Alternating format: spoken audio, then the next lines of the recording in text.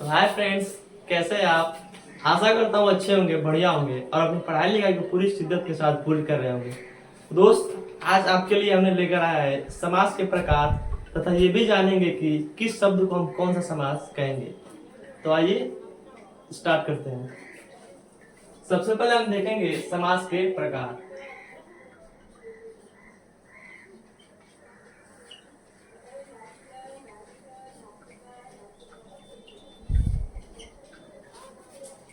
समास मुख्यतः 6 प्रकार के होते हैं। आइए देखते हैं उनके नाम। पहला हो जाएगा अव्ययी भाव समास।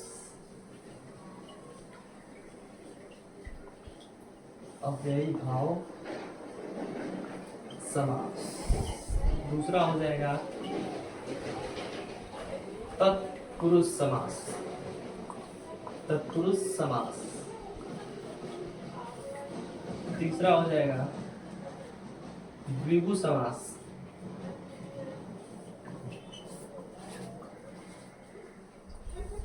चौथा हो जाएगा द्वंद्व समास।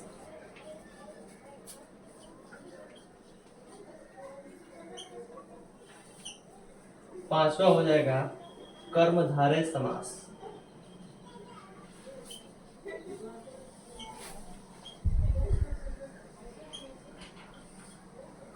छठवां हो जाएगा बहुव्रीहि समास।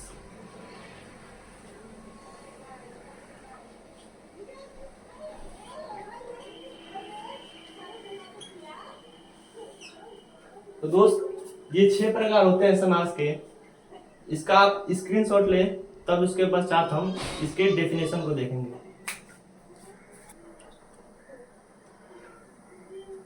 फ्रेंड्स, सबसे पहला है हमारा अव्ययी भाव समास। तो आइए देखते हैं इसका परिभाषा। लिखेंगे वैसे शब्द जिनकी उत्पत्ति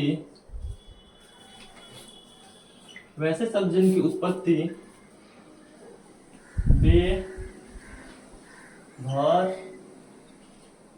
यथा, प्रति, आ से होती है,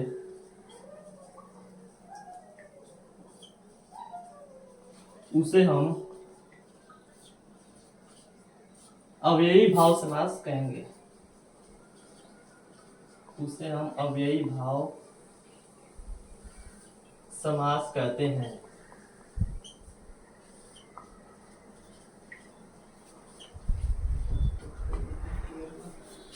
दोस्त, तो हमने लिखा कि अव्ययी भाव समास वैसे शब्द जिनकी उत्पत्ति बे, भर, यथा, प्रति, आ से होती है, उसे हम अव्ययी भाव समास कहते हैं।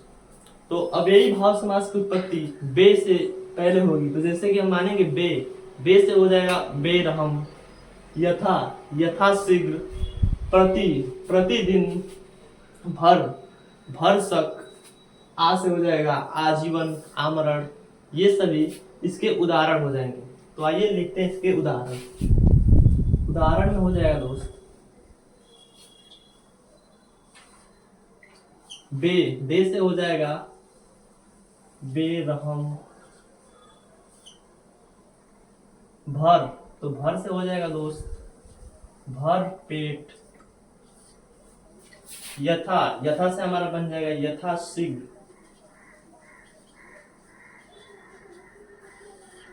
प्रति से हमारा बन जाएगा प्रतिदिन। प्रतिदिन या प्रति मास भी कह सकते हैं। और लास्ट में जो है आ से हमारा हो जाएगा आजीवन, आमरण।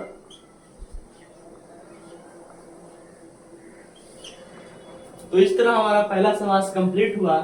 वैसे शब्द जिनकी उत्पत्ति बे, भर, यथा, प्रति, आ से होती है, उसे हम अव्ययी भाव समास कहते हैं। तो हमने इसका उदाहरण भी करा दिया दोस्त। बे से हो जाएगा बेरहम, भर से हो जाएगा भर पेट, यथा से हो जाएगा यथाशीघ्र, प्रति से हो जाएगा प्रतिदिन या प्रति माह, और आ से हो जाएगा आजीवन, आमरण। तो इस तरह हमारा पहला समास कंप्लीट हुआ और इसके बाद देखते हैं दूसरा समास। हमारा दूसरा समास होगा तत्पुरुष समास। तत्पुरुष समास। तत्पुरुष समास में होता क्या है कि इसमें शब्द में विभक्ति चिन्ह छिपी रहती है। इसका परिभाषा होगा वैसे शब्द जिनमें विभक्ति चिन्ह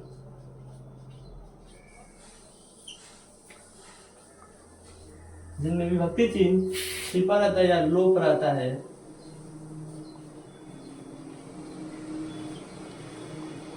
उसे हम तत्पुरुष समास कहते हैं। उसे हम तत्पुरुष समास कहते हैं। दोस्त, तत्पुरुष समास के काफी उदाहरण हैं, तो सबसे पहले हम उसके उदाहरणों को देख लेते हैं। तो उदाहरण इसके हो जाएंगे जैसे कि कोई शब्द हो गया प्रेम मग्न, जो प्रेम में मग्न हो उसे हम प्रेम मग्न कहेंगे। विद्यालय, विद्या के लिए जो आलय होते हैं दोस्त, उसे हम विद्यालय बोलेंगे। इसी तरह आइए देखते हैं उदाहरण।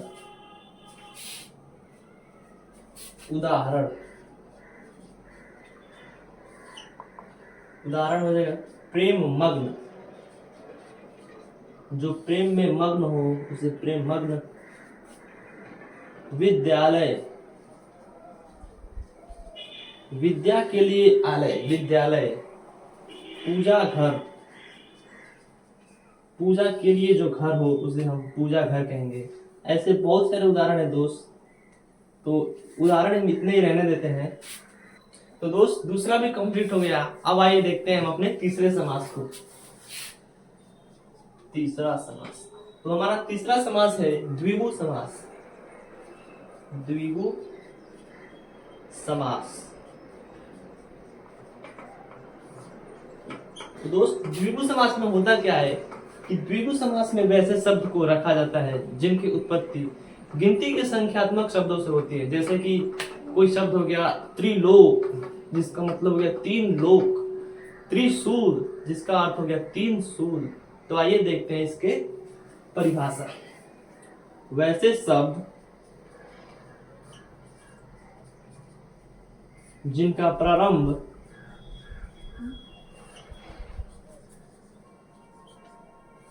गिनती के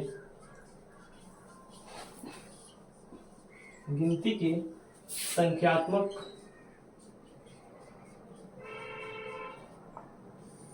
शब्दों से होता है,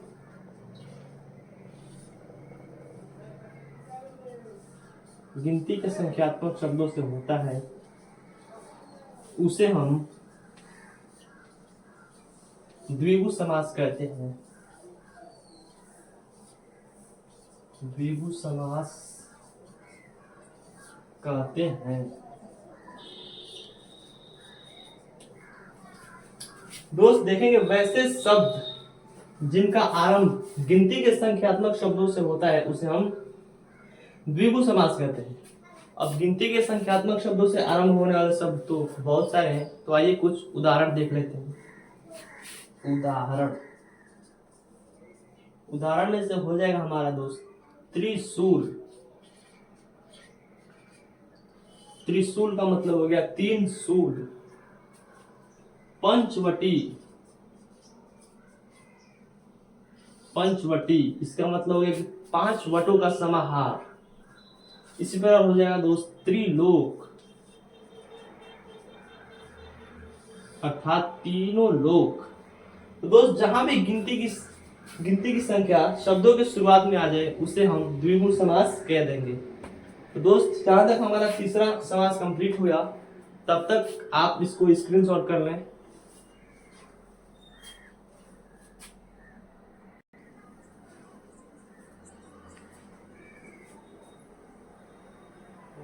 तो दोस्त, आइए देखते हैं अपने चौथे समास को। हमारा चौथा समास है द्वंद्व समास। द्वंद्व समास। तो द्वंद्व समास हम उसे कहते हैं वैसा समास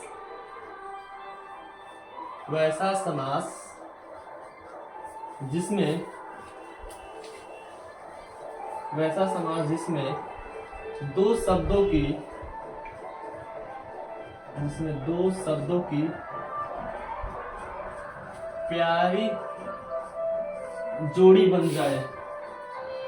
दो शब्दों की प्यारी जोड़ी बन जाए, उसे द्वंद्व समास कहते हैं। कह रहा है कि वैसा समास जिसमें दो शब्दों की प्यारी जोड़ी बन जाए उसे द्वंद्व समास कहते हैं। अर्थात इसका मतलब ये हुआ कि जिसमें दो शब्दों की एकदम सटीक जोड़ी बन जाए, जैसे कि आजकल, सीताराम, राधा कृष्ण, ऐसे बहुत सारे एग्जाम्पल हो सकते हैं। तो आइए इसके उदाहरण देखते हैं। लिखेंगे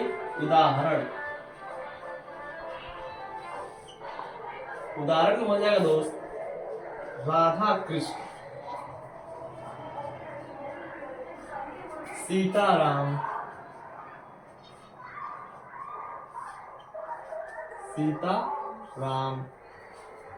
आजकल,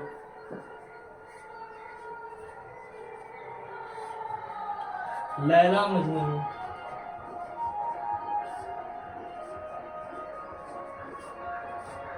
ऐसे सारे बहुत उदाहरण मिलेंगे। तो यही तक रहने देते हैं दोस्त। तो ये हमारा चौथा समास द्वंद्व समास भी क्लियर हो गया। अब बात करने वाले हैं अपने पांचवें समास कर्मधारय समास के बारे में। तो आइए फ्रेंड देखते हैं अपना पांचवा समास। हमारा पांचवा समास है कर्मधारय समास।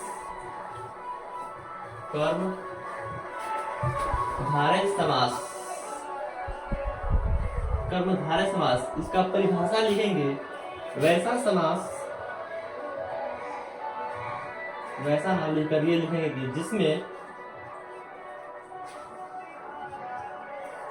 शब्दों की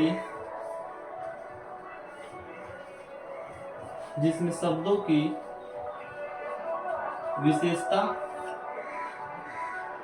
बताई जाए,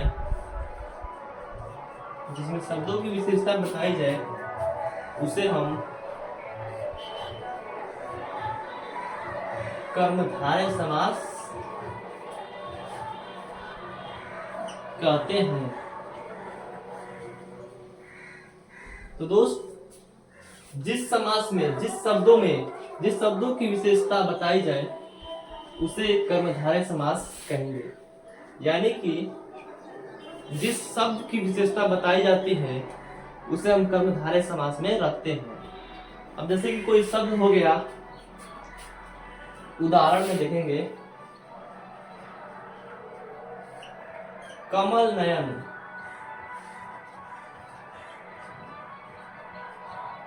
नयन, जिसका मतलब हो गया कि नयन कमल के समान है। ये शब्द की विशेषता बता रहे हैं कि नयन कमल के समान है। उसी तरह दूसरा हमारा हो जाएगा नवयुवक, अर्थात युवक कैसा है, नया है, नौजवान है। इसी तरह अगला हमारा हो जाएगा नील गाय, यानी कि गाय नीली है, जिसे हम नील गाय कहेंगे, इत्यादि। ऐसे बहुत सारे उदाहरण हो जाएंगे दोस्त। तो इस तरह हमारा पांचवा समास भी क्लियर हो गया। अब बात करेंगे अपने छठे और लास्ट समास के बारे में। तो हमारा लास्ट समास यानी छठा समास है बहुव्रीहि समास।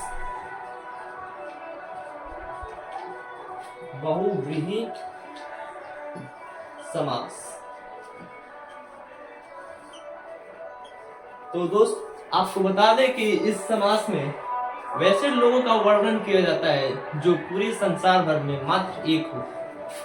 लिखेंगे इसमें वैसे लोगों का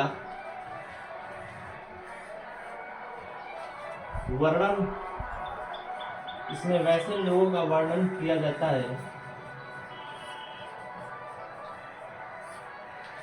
वैसे लोगों का वर्णन किया जाता है जो पूरे संसार भर में एक हो, अर्थात इनके जैसा कोई दूसरा न हो। बहुप्रिय समास, इसमें वैसे लोगों का वर्णन किया जाता है जो पूरे संसार भर में एक हो, अर्थात इनके जैसा दूसरा कोई ना हो।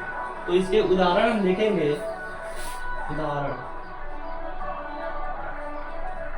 उदाहरण में दोस्त हो जाएंगे हमारे लंबोदर। उदाहरण में होंगे लंबोदर। लंबोदर का मतलब हो जाएगा दोस्त लंबा हो उदर जिसका, यानी कि लंबा हो पेट जिसका। तो ये किसके लिए प्रयुक्त हो सकता है? हमारे गणेश जी के लिए, जो कि पूरी दुनिया भर में मात्र एक है, गणेश जी। उसी तरह दोस्त हमारा दूसरा हो जाएगा उदाहरण दशानन।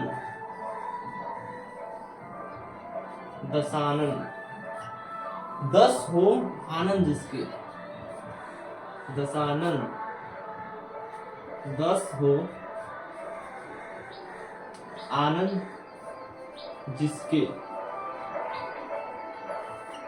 यानी रावण। इसी प्रकार हमारा तीसरा हो जाएगा चंद्रशेखर।